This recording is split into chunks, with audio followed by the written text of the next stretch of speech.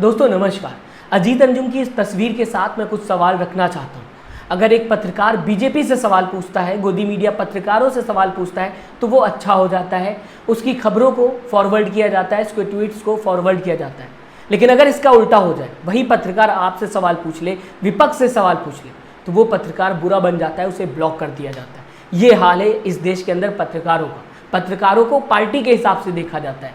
कोई पत्रकार को इस पार्टी का बताता है, कोई पत्रकार को उस पार्टी का बताता है। लेकिन पत्रकार किसके लिए सवाल पूछता है? देशवासियों के लिए सवाल पूछता है। अगर वो किसी के साइड होता है तो देश के साइड होता है। आज इस खबर में क्या होता हुआ दिखाई दिया अजीत अंजुम के साथ, मैं आपके सामने रखना चाहूँगा।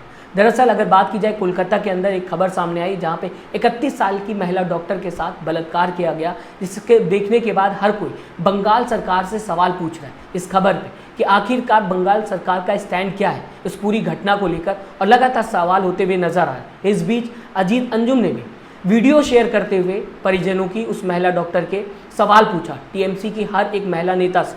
लेकिन क्या रिप्लाई मिला? ब्लॉक कर दिया गया। क्या ये कर देना सही हो जाता है? क्या इतना कर देने से आप सवाल से भाग जाएंगे? नहीं, सवाल तो होंगे अगर आप ब्लॉक भी कर दें, अगर आप भागने की भी कोशिश करें। कोई नहीं सवालों से बच सकता है, हर किसी से सवाल पूछा जाएगा, क्योंकि आपकी ही जिम्मेदारी है अगर आपके क्षेत्र में ऐसा कुछ होता है उसकी रिस्पॉन्सिबिलिटी लेने की, उस पर एक्शन लेने की।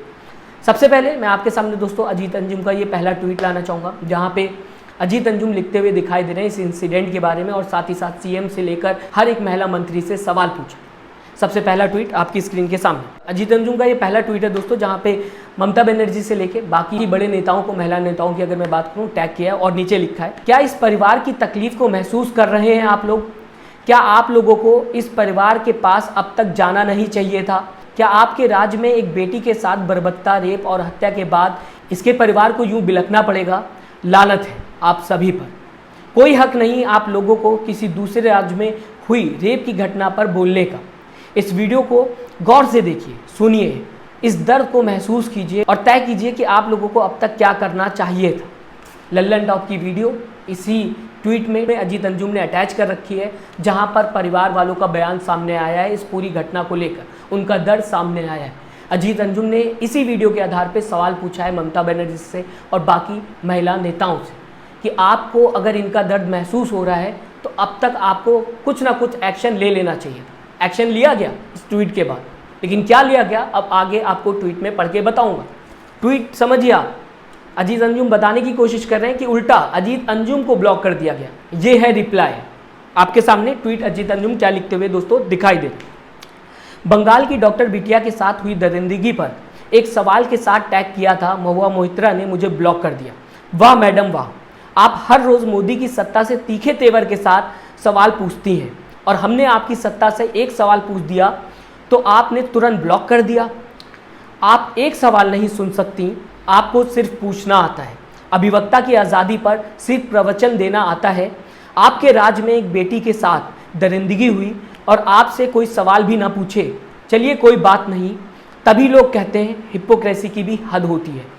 यानी कि महुआ मोहित्रा की यहाँ पे अजीत अंजुम ने बात की, जब महुआ मोहित्रा ने अजीत अंजुम को ब्लॉक कर दिया। अजीत अंजुम ने बताने की कोशिश की दोस्तों, वैसे तो महुआ मोहित्रा बीजेपी के खिलाफ बयानबाजी करते हुए दिखाई देती हैं, मीडिया के सामने तीखे सवाल पूछते हुए दिखाई देती हैं, बोलते हुए दिखाई देती हैं। लेकिन अगर उनकी सरकार से कोई सवाल पूछ लेता है तो देखिए ब्लॉक कर दिया जाता है। हिपोक्रेसी की भी हद होती है। इसके बाद दो ट्वीट आपके सामने और रखना चाहूँगा इसी मुद्दे से जुड़े हुए। आगे अजीत अंजुम लिखते हुए दिखाई देते हैं, जब महुआ मोहित्रा ने ब्लॉक कर दिया और साथ ही साथ टीएमसी की तरफ से कोई भी जवाब, रिप्लाई आता हुआ अजीत अंजुम को नहीं दिखाई दिया। हालांकि ये वीडियो कई लोग और शेयर कर रहे हैं, लेकिन यहाँ पर बात है एक पत्रकार। अजीत अंजुम हमेशा सवाल पूछते हैं गोदी मीडिया पत्रकारों से, बीजेपी से सवाल पूछते हैं, कई बार विपक्ष की पार्टी से भी, लेकिन पहली बार ऐसा देखने को मिला कि उन्हें ब्लॉक कर दिया गया हो, लेकिन सवाल से भागा नहीं जा सकता। आपके सामने अजीत अंजुम का एक और ट्वीट दोस्तों, हिपोक्रेसी की भी सीमा होती है मैडम महुआ मोहित्रा। आपके सूबे में एक बेटी के साथ ऐसी दरिंदगी पर जवाब मांगने का मतलब है ब्लॉक हो जाना। अभिव्यक्ति की आज़ादी की दुहाई मत अब दीजिएगा मैडम। बंगाल में सत्ताधारी दल की सांसद होकर अगर आप एक सवाल नहीं सुन सकती तो आपको यूपी, बिहार या किसी दूसरे सूबे में रेप की घटना पर बयान देने का हक नहीं है। दूसरे राज्यों में बलात्कार और हत्या की घटनाओं पर संसद या सड़क पर गला फाड़कर मत चिल्लाइएगा मैडम। #बंगाल हॉरर हैशटैग महुआ मोहित्रा, ये अजीत अंजुम लिखते हुए नजर आए कि अगर आपके सूबे में कोई घटना हो जाती है और उसे लेकर आप जवाब देना पसंद नहीं करती, तो अगर किसी और राज्य में भी ऐसी घटना हो तो उसे लेकर वहाँ की सरकार पर निशाना नहीं साधिएगा, आपको कोई भी हक नहीं है।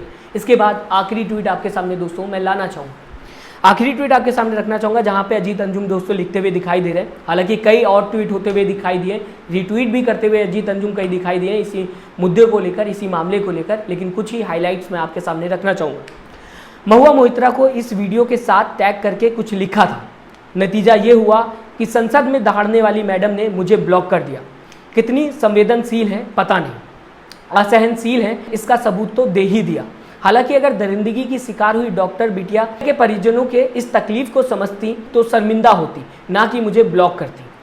साफ है अजीत अंजुम ने सवाल उठाया बंगाल की घटना को लेकर, कोलकाता में हुई घटना को लेकर, और सवाल पूछा वहाँ की सत्ताधारी सरकार से कि आप क्या कर रहे हैं, आपका इस पे एक्शन क्या होगा, किस तरीके से आप स्टैंड लेंगे। लेकिन क्या देखने को मिला, ब्लॉक कर दिया गया। दोस्तों ये सिर्फ टीएमसी के साथ नहीं है, हर एक पार्टी के साथ। कांग्रेस की बात कर ली जाए, समाजवादी पार्टी की बात कर ली जाए, फिर चाहे जेडीयू की बात कर ली जाए, आरजेडी की बात कर ली जाए, अगर आप किसी पार्टी से सवाल पूछते हैं तो उस पार्टी का नेता आपको दूसरी पार्टी का बताने की कोशिश करता है ताकि वो सवालों से बच जाए।